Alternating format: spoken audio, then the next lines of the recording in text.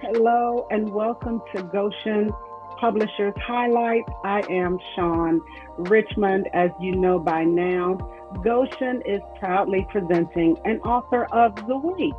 We're realizing in 2025 that while you've been attending events and buying books, that you may never have actually had an opportunity to meet the author. Isn't that interesting? 7 years later, and I have a light bulb moment. Why don't we present our authors to our readers? And so I'm proud today to present our distinguished author, Dr. Kimberly Hayes. Welcome, Dr. K. Hello, hello. Thank you so much, Dr. Richmond, for having me on right now. And thank you to your listeners, your hearers, your watchers. I appreciate this space. Thank you for being here. You know, life is busy for most folks. And so I do not take it lightly when somebody pauses life for a few minutes to hang out with Goshen. So thank you for your time. I don't know how you do all that you do, but you seem to be doing it well, and I'm glad you're here. For those who don't know you and those who do, why don't you tell us a little bit about your writing, your books, your life as an author, anything you care to share? Yeah, so I typically say that, I write books for personal development and growth for the ultimate goal of achieving better relationships and better communities. And that's very true. Whether it's self-help or suspense novels, conflict resolution is an essential component behind my writing compassion, my writing passion. And there is compassion as well. But that's the crutch, the foundation of my writing. Yes, I am a licensed life forming growth coach. I am a systems engineer. I'm a recently retired pastor. We can talk about that. And yes, I'm a wife and a mother, a friend, family member, all of those things. And I still enjoy this space here to contribute to the literary world as a published author. So those are the things that I do, and I'm excited about it. I said you're doing a lot of things well. You're doing a lot of things well. We are excited also because in Goshen being a startup company when we met you, and by some measures we're still a startup. 7 years is still young for a company. You have pioneered for us. You have written books that had not been written before, not the traditional novel. And I'm not negating those because I'm proud of every Goshen product. Every book that we publish is one that I'm proud of.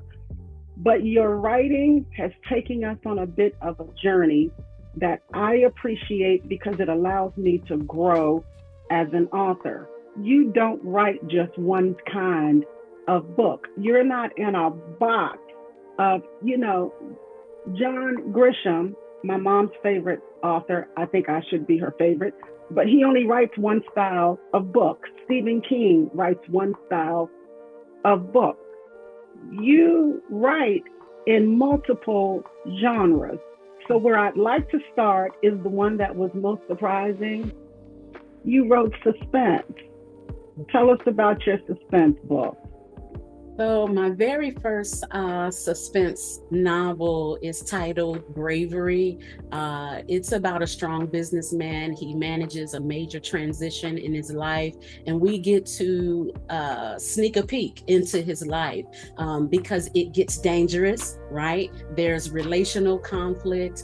There's a struggle, both mentally, physically, emotionally. And his experience reveals what I like to say a magnitude of bravery that he never knew he had. And I'd like for it to yield that same thing for the reader, for you to tap into a level of bravery that you never knew you had. And it's right there. It's through your conflict. It's through the way you work through your conflict. And so I want readers to discover their bravery while they're reading about Jamie's bravery. Jamie's Bravery. It is good. It's a good read, and the name of the book is Bravery. It's not a short read.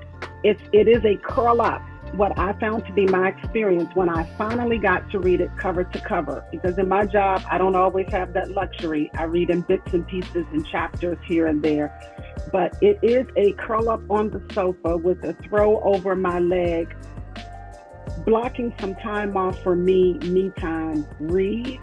Yep. And so thank you for that. And Jamie does take me on a journey. I like Jamie. I like Jamie a lot. I love Jamie. I can tell. Yes, yeah. You had fun. You had fun writing Jamie. Okay, and then after Bravery, because that was the first suspense.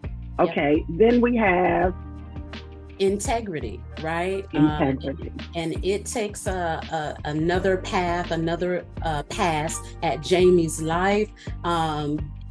As a newly married power couple, I like to say, they end up fighting to overcome some life-altering threats from the past. And I've been told, and I love this, I love to say this, I've been told that integrity is edge of your seat, tension with family and relationships at the core. So you still have the relational conflict.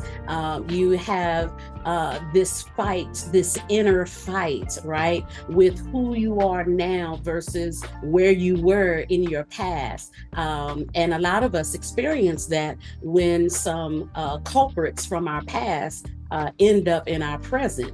Things we thought we let go find their way to our right now, right? And so right.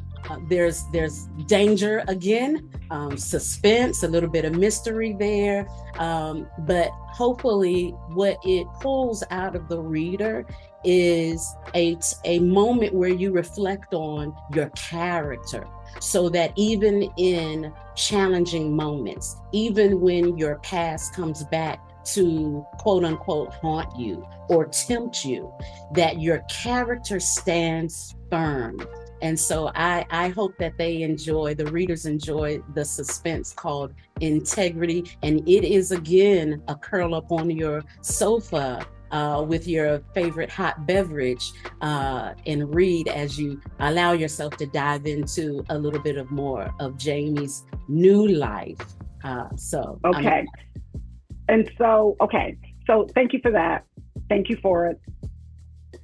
I was waiting for you to use the word character, because your writing style for these books is suspenseful. Yeah. But they also teach. They also are founded on the topic of conflict resolution. Yeah. But the titles alone make me think about my character, bravery, and integrity.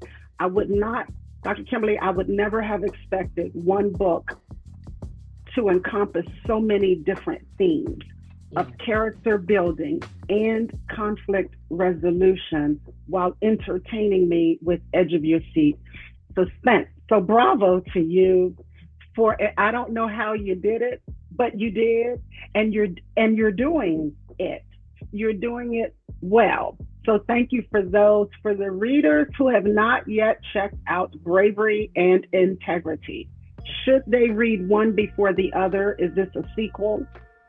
That's a very good question. So I did my best to allow the reader to pick up one without having to read the other. However, I suggest Bravery and then Integrity, but you don't have to, but it is suggested. How about that? It's a good suggestion. It's a good suggestion because and no spoiler, but while some characters in one are carried forward into the other, I think the background of the character is helpful. However, have you ever seen those shows where, you're watching the show and then they take you back to give you the backstory after you've already fallen for the character? Yeah. I could see that as well. Now, Bravery and Integrity were not your first books. No.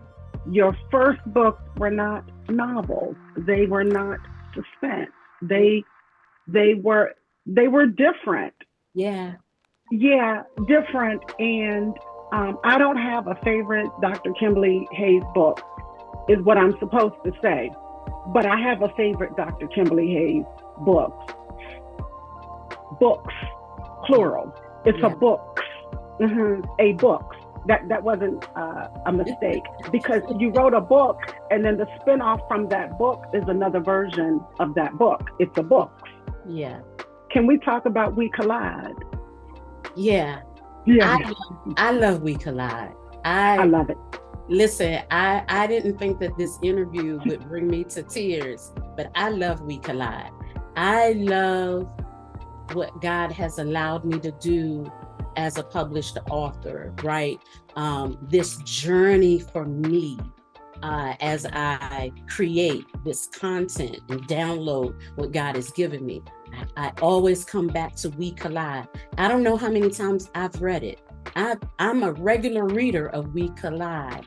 But those first three books, starting with We Collide, I like to call them teacheries. Remember, Yes. I coined the phrase, right? Let it be known in the annals of history that teachery is a word, right? So Right. these three teacheries, I like to say that they're a collection of teaching stories. So teaching and story put together, and they are such to help encourage better communication in difficult moments. And so We Collide discusses how to manage, conflict resolution within various types of relationships. And so not just married, because as soon as you say relationship, people think married, dating, right? But for the single person going through different things in their singleness, for family members, siblings, for on the job, for professionals, right? From the boss to the employee, all these types of things. I touch a little bit on relationships as it revolves around our cultures and what we learn from our elders in our families, right? So We Collide, and the tagline line, as you know, is We Collide, but we But do not we don't have have to. to. Yeah, yeah, yeah. That's it. That's it. And so it is an effort to help people recognize the relationships that are worth fighting for, right? It's an effort to help the reader dive into these snippets, these short stories, and see themselves, but also see some brokenness. I'm learning not to say that we are broken, but to see the broken nature that we encounter, right? And how to get from up under it, and how not to cause it again, right? As you come face to face with it and get to the other side. We Collide is a very impressive work, and it is helpful for you wherever you are in your life, whatever relationships you have. It will propel you to be a better individual, better at your relationships. And the goal is that once you get to that place of better, that you can offer better things to the general community at large. That's the goal. And that goal is well accomplished with We Collide. I too reread it. Now, I am finding that I do not reread cover to cover, I reread sections, because as I evolve as a person, my relationships change. We're not static beings. We were created to grow, to explore, to expand. And in my expansion, because I am in a season of expansion, I'm learning that my relationships change, because as I change, my changes touch on everybody in my circle, right? My change affects the people in my household. My change affects the people in my community. Yeah. Right. And so what I'm finding is then maybe I view it, okay, you said you're a retired pastor. You know that passage where you read it, and congratulations, by the way, on outstanding accomplishment, outstanding. And I admire your bravery and your integrity. Would you say that as you evolve, as you understand, just like your favorite Bible passage, when you reread it now, it has a different meaning than when it did when you were in a different space. Yeah. Yeah, yes, the answer is yes. Mm-hmm. Just like being a pastor, a shepherd, when you prepare to preach, teach, evangelize, and you pour over scripture and you ask God to give you what to say, how to present it, right? When you visit that passage again, there's more meaning, there's more substance. It was there before. It was there the first, second, third, fourth time, but the fifth, sixth, seventh time, the 10th time, you discover something more because of where you are now, because you have transitioned from where you were yesterday into the person that you are today. And as I look back over my pastoral ministry history experience, I'm learning that I can do pastoral work in a different way. I can do shepherding in a different way. And I am experiencing humility, anxiety, peace, and joy, all of that mixed up together. But I can say yes to that question. And although we don't know what tomorrow brings, I'm excited about the woman that God is preparing me today for tomorrow. I'm excited about the pastor that he has allowed me to be so that I can be a better shepherd in the future in other ways, right? Better Right. writer, a better person. So yes, I enjoy this journey of evolution in my spiritual development and as a creative, right? As a creative. Yeah. Because where I'm going with this, thank you so much. How I love you, Dr. K. Where I'm going with this is when I reread passages from We Collide, I get different meaning because I'm different now. Yep. So We Collide, when asked, well, why is that your favorite book? Because it allows me to change. It allows me to grow. It allows me to be a different version of me. I don't like to say better because I feel like the previous me did just fine. Yeah, but yeah. We Collide reminds me that as I evolve, the people around me are impacted by my change. Yes. We collide, but we don't have to. So it's helping me navigate relationships differently as I evolve. And for that one, Dr. Kimberly, I thank you. Yeah. Thank you. If that was the intent for your book, you nailed it. Because what that means now is we break through. Oh, yeah. Yeah. We break through. We break through. I see what you did there. You see what just happened there? Do you see what just happened there? I do. Because in avoiding collision, yeah, I understand breakthrough does not necessarily mean collision. Right. Yeah. So tell us about We Break Through. Yeah, so On the Wings of We Collide, We Break Through discusses what happens when an individual encounters dysfunction to the point of breaking, right? So whereas We Collide talks about relational collisions to help you be better in your relationships, headed towards being better in your communities, We Break Through hones in on the individual, right? What is your contribution to the conflict, right? Mm-hmm. And when there's conflict and you experience a break, how do you overcome that break? So take a step back for the individual. You need to overcome the break. You need to work through the break. And I identify several kinds of breaks for different people to relate to.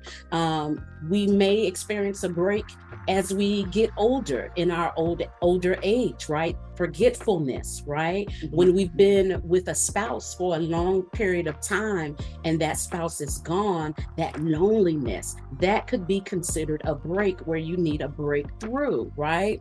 Or an encounter with racism, right? And although, you may be the recipient of someone else's hatred, how are you going to work through that, right? It could be on your job, it can be anywhere, but you need to tap into the fact that if there is an offense that was put upon you, you don't have to carry the guilt of that offense. There's a way where you can work through it. And so there are things that you need help with, right? Counseling, therapy, all of those things. But I like to try to provide a way that will work hand in hand with those other tools. I provide tools in the middle of the book, chapter 8, as a journal that helps you to cultivate a sense of peace and calm within yourself, so that you don't carry that same angst into another scenario, right? So I try to do that. I work really hard trying to give the reader a comprehensive journal. There are breathing exercises, there are prayers, there are things to jot down what your talents and gifts are. There are things that help draw out the beauty that's within you, so that you can focus on that and seeing what the bigger picture is. Yeah. Tools.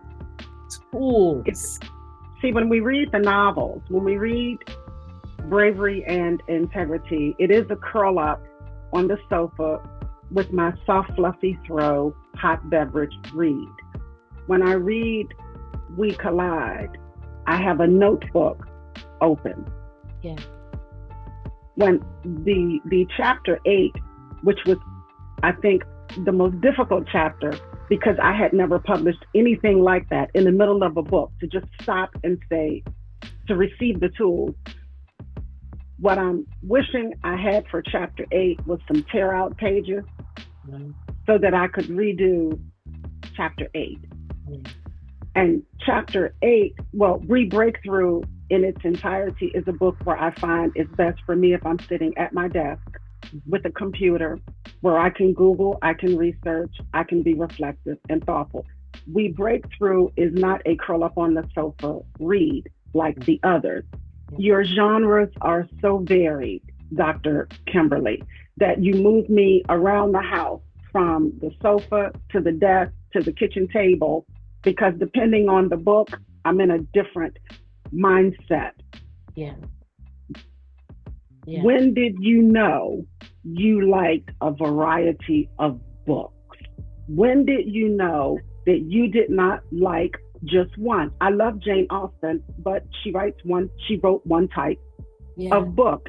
I like the classic literature, but those authors only wrote one style.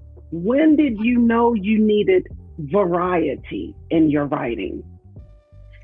So the little girl who fell in love with books read her mother's books that were upstairs in the hallway on a built-in bookcase.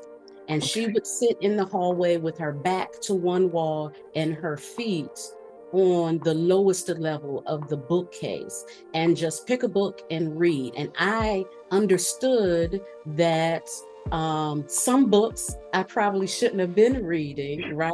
Because of the love, that was being discussed in the relationships. But on that shelf, on that bookcase, at the top was authors who were African-American authors, right? Who talked about social justice issues and awareness, right? In the middle were the love stories, right? The romance novels. And at the bottom were the children's books. There was a series of children's books that were Christian in nature and theme, and some entertaining books. And so it wasn't until this exact moment that I unlocked that memory that there were various genres on that one bookcase. And so I fell in love with the idea of being an author, the romantic part of it that I often talk about, where you're sitting at a great big desk and it's very impressive, and you have your favorite pen or your favorite, electronic device, and you look so distinguished as you're writing your novel or your paper or your article or whatever it is, right? Or you're at your favorite coffee shop in the corner and they know you there. They bring your beverage and they don't say anything. They slide your croissant right there while you're working. And so every movie that I saw that included an author, there was some type of romance attached to it. I romanticized it, right? But there's a lot of work to it, right? There's a lot of work, a lot of self-development. And so I realized that early on, there was this presentation of various genres. I realized that as I grew up, I talked myself out of writing, no fault of anyone, but I talked myself out of writing because I didn't think it could sustain me. I didn't think that it was ideal. It was just something in the movies. It was just something Maya Angelou did. It was just, and she's special. She's absolutely special, right? What she presented to us was special, right? But I couldn't do that. I'm not that special in that area, but it came back to me. God said, remember the dreams, remember the romanticism, remember how you fell in love with books and what you read. And so I'm going to use you to do the same thing. And so as I wrote my first teacher read, I realized there was no other teacher read, right? I realized it. But the teacher read has short story, and the short story that's in the teachery, all these short stories, there are probably like 20 or 30 short stories between We Collide, We Break Through, and We Collide for Teens. And they are written in a way that help you see the story from beginning to end in a matter of a few pages. Then when I fell in love with the idea that I could write a whole novel, now I get to develop characters that speak instead of me speaking for them in the short story. They speak themselves. And after the first novel, I was like, this is different. And do I look like I'm all over the place? Do I look like I'm a schizophrenic author? What does this look like? But now in this place of humility where God is moving me from one way of serving to other ways of serving, there's space for it all, right? There's absolutely space for everything. And God gives me this space to do it all and to do it well and to grow in it and to overcome the internal battle that I have to stick to one thing, that God has given me something that can speak to this community, this group, that group, and touch their lives and bring forth change. And so from that early onset, God was creating this in me, and I had no idea until I started writing these various types of books. And what an awesome ride. It is an awesome ride indeed. And the bravery that it takes to embrace the ride. We have cliches in corporate America, don't we? Think outside the box. Well, do you really? Do you really?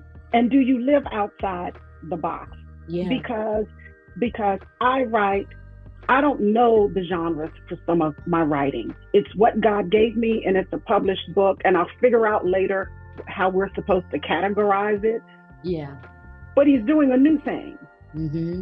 And when you open your stuff up to be used this way, and you produce this many books of this variation with the underlying theme in all of them being, we can do life a little bit better. Yeah. We can just do it a little bit better is the underlying theme across your book. Whether I'm curled up on the sofa or I'm sitting at my desk with a notebook, the theme is still there. Yeah. It's your books cause for introspection. They cause me to rethink, as you say, my role in my community, my Yeah. role in my relationships. And I am thankful to you. And I'll speak on behalf of all of your readers, Dr. Kimberly. Thank you for letting God use you the way that He does. Thank you for your bravery. Thank you for your integrity. And we'd like to meet you in person. Yeah. So when we close out, can you tell us how we can connect? Do you have any events coming up? Are you going to be anywhere where I can come get a book signed or pick up a copy if I don't already have one? Yeah, so all of that, you can see here on the screen how to reach me by phone and by email at, Dr. Kimberly Hayes 1 at Gmail, and also on Facebook and Instagram at Dr. Kimberly Hayes. And I have a new website and blog coming soon. It will be launched in a matter of weeks.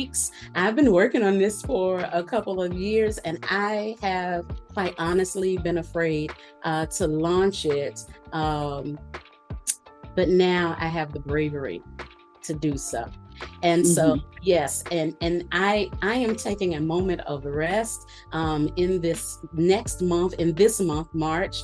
But also you can see me at the end of March, the beginning of April. I have an opportunity to present and talk about We Collide with Greater Depth at the A+ event. So the United States Postal Workers have what I think is called an affinity group by the name of the African American Postal League United for Success. And I have been invited to talk about the first book and on their stage, on that platform. Man, I'm looking forward to it. It's going to be at the end of this month. It's not just closed off to those who are a part of that group. It is open. So look up United States Postal Service A+ to get the information for that. Of course, I'll still be preaching and teaching, evangelizing, in these coming months, serving in my jurisdiction with, pastoral roles and event coordination roles. But yes, you can reach out to me. You can get a signed copy of my book. There's my QR code on the screen as well. It will take you to Amazon, where you can purchase any of my authored publications, but you can reach out to me directly to get a signed copy. And on my website, I will list the events that I have coming up for the year. But stay tuned for the launch of the website, because I'm really looking forward to it. It's allowing me, Dr. Richmond, to explore on that website. You'll get an opportunity to experience Thrive with Dr. Kimberly Hayes, which helps to bring out the greater potential in you so that you can serve your communities and fulfill your responsibilities with a greater foundation, right? There's coaching, leadership, there's self-help reading by getting the first 3 books, the teacheries, there's blogging, there's sales. I will have book-related merchandise. I'm excited for all of these things, encouragement cards and encouragement greeting cards and the things of that nature. But I'm looking forward to sharpening my skills, providing these coaching programs. I'm looking forward to every new thing. I'm looking forward to this journey, and it's not lost on me that God is using this little girl from Hyattsville, Maryland, to do just that. So that's how you can reach me. But hit up that QR code, get the books, go back to Amazon, leave a review. Let me know how you think the books are, what you're getting from it, and how it's touched your life. It helps me to be a better writer.